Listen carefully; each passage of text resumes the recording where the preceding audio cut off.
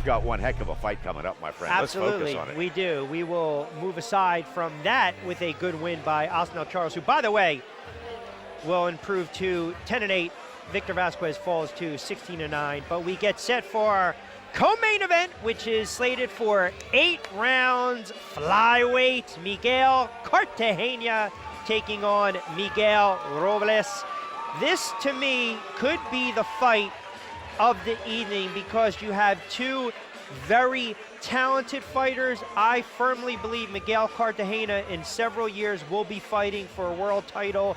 Miguel Robles is absolutely no slouch, comes in with a 12-3-2 mark from San Juan, Puerto Rico. And of course, Cartagena 11-0, fighting out of Philadelphia, Pennsylvania. Well, Miguel Robles comes into the ring right now, and it's a battle of two Miguels. Into the ring comes Cartagena. That's right, Miguel No Fear Cartagena won his last bout versus Felipe Rivas in late January. That bout was stopped in the 6th. Rivas' corner protested the stoppage by the ringside doctor, but the bottom line is Cartagena had his way with Rivas. Cartagena, some nice wins over very tough opponents, including Angel Cavalier and John Alberto Molina. Let's get it started. We'll go inside the ring to Larry Tornabi. Fans, junior bantamweight scheduled for 8 rounds from Harris and Chester. Introducing to you first, coming out of the blue corner from San Juan, Puerto Rico, weighing 118 pounds and wearing the blue trunks. His professional record, 12 wins, 5 of those by knockout against 3 losses and 2 draws. Put your hands together for Miguel Robles. And his opponent in the red corner, undefeated professional record, 11-0, 4 wins by stoppage. He weighs 113.5 pounds, wearing purple and yellow. From North Philadelphia, I give you Miguel No Fear Cartagena. Benji Estevez, our referee, with the final instructions. Ya recibí sus instrucciones, quiero una pelea limpia, obedecen mis instrucciones durante toda la pelea. Les deseo suerte y que gane mejor. So Benji Estevez giving both fighters their final instructions. Again, Miguel Robles wearing the blue trunks, Miguel Cartagena in the purple trunks. Comes in with a 11-0 record, 4 knockouts in his young career. This is the first 8-round bout of his career. He's fought 3 6-rounders. We mentioned he comes off a nice win against Felipe Rivas. You know, it's interesting too because this is flyweights, and when you look at that division, this is something that you and I have talked about, and we'll talk a little more about this as the evening progresses. This again scheduled for 8 rounds. You don't need to get 20 to 25 fights under your belt to fight for a world title in that division. And that's exactly right. And Cartagena may be very close to fighting for that world title. Robles, by the way, a very crafty, pesky fighter, great footwork. He's got a great counter right hand, and he is no joke. He is no joke. He's got great punches, tends to go a little bit low sometimes, perhaps, but he's a warrior. Robles in the blue and Cartagena. It's a good test for Miguel Cartagena, 21 years of age, and I think sometimes you got to test the deep end. You got to forget about putting your feet in the shallow water. You just got to get thrown sometimes into the deep end, and it's sink or swim. And I think tonight we're going to see exactly where we stand with Miguel Cartagena. I completely agree with that, and I don't view this as a make or break fight for Cartagena. Cartagena could lose this fight and still be fighting for a world title in a couple of years. Yeah, certainly he doesn't want to lose it. Certainly he wants to keep the upward trajectory of his career going. But he's certainly going to be a superstar or a star in this game, regardless of the outcome of tonight. We're going to see how quickly he moved up the ladder, though. And early on in his career, he would get the happy feet early on in a fight, and that's something he's kind of been able to calm down and work on. And he's an excitable kid, and you love that. But I think for a kid who's just 21 years of age, he doesn't fight like a 21-year-old. He doesn't. He seems he's got a lot more poise, and he's got a very good head on his shoulders. Absolutely does. And he had a very extensive amateur career, too. So he had a very successful amateur career. So this is, as you say, he's beyond his years in terms of skills. Definitely one of those, is I like to call them those young guns of Philly on the rise. And again, this one's scheduled for 8 rounds in the flyweight division. These guys come in very lean, very ripped, and there was talk that maybe Robles wasn't able to make weight, was able to make weight for this bout, as we alluded to the original opponent, Omar Soto. That didn't fall into place. So again, you never know sometimes when you get that late replacement, even if it's a day or two. Now, Miguel Cartagena is a kid that doesn't watch video. He leaves that up to his management team. But a lot of boxers don't believe in that. When they're in there, a good boxer knows how to make adjustments, regardless of their opponent. That's very true. That's very true. Robles, by the way, with a good right that scored. This is a serious fighter. I like, you're seeing great skills from both of these guys. These are two good pros.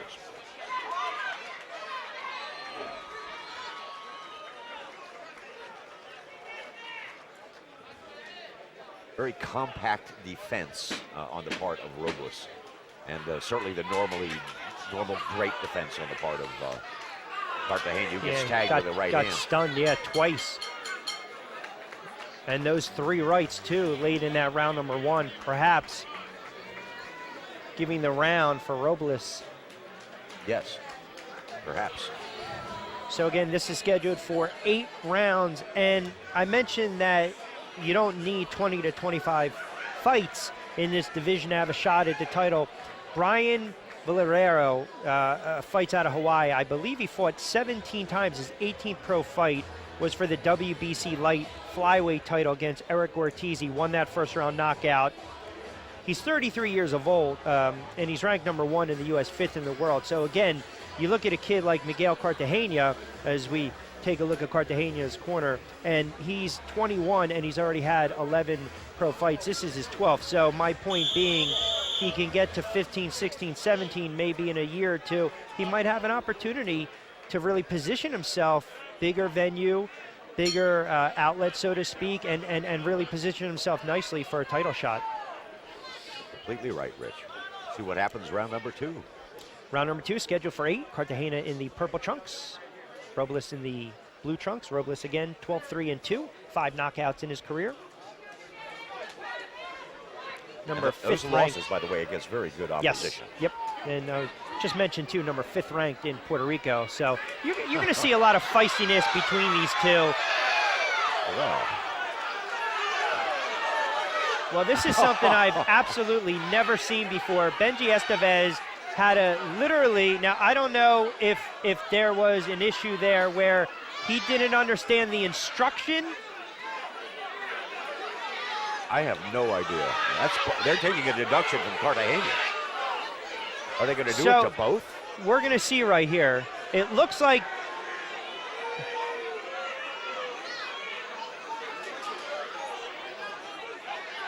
so 1 point's been deducted from both fighters. Now again, now the issue is too, I don't know if Robles understood Benji Estevez's instructions. Again, bilingual, he's speaking Spanish. I just think it's an issue where Robles did not release.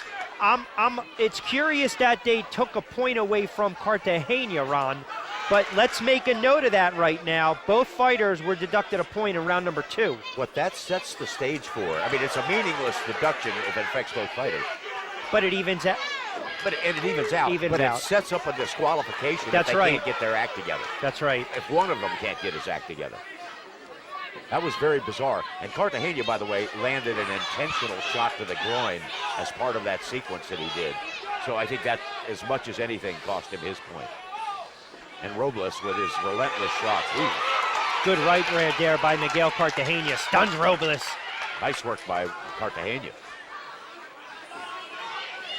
Hopefully we'll see that, because I did not see that shot. My vision was obstructed, but you did see that low blow, so then it's warranted. Round number 2 of a feisty fight thus far between Miguel Robles and Miguel Cartagena. And you know, Cartagena again a little below the belt line too. And that was a very late reaction on that right that floored Miguel Robles. Very late reaction. Well, that is surprising. Well, Cartagena now smelling blood. Snaps that jab, goes in with a downstairs, now a left. Working over Miguel Robles. goodness! Cartagena caught him again! Oh, mercy! Don't know if he's getting up. This would be huge. Oh, my goodness! That's it! That's it! The fight's been waved off! Oh, mercy! Amazing. That is a huge, huge victory. We've got to see the replay to see what set that up. Oh, my goodness! And there's a lot of chaos. Greg Serb jumps in there, tells Miguel Cartagena to go back to his corner. That was very bizarre, that first knockdown, as we take a look. All right, we're going to see the first knockdown, I do believe. There's a right uppercut. A left hook landed. That was a right. beautiful That was left hook. clean. Gorgeous. Clean left hook. Clean left hook. We're seeing it again. Right Good uppercut, right. left hook. Bam, he's hurt. Down he goes. Oh, goodness mercy. Ladies and gentlemen, the end comes at 2 minutes, 31 seconds of the second round. The winner by knockout, Miguel Cartagena.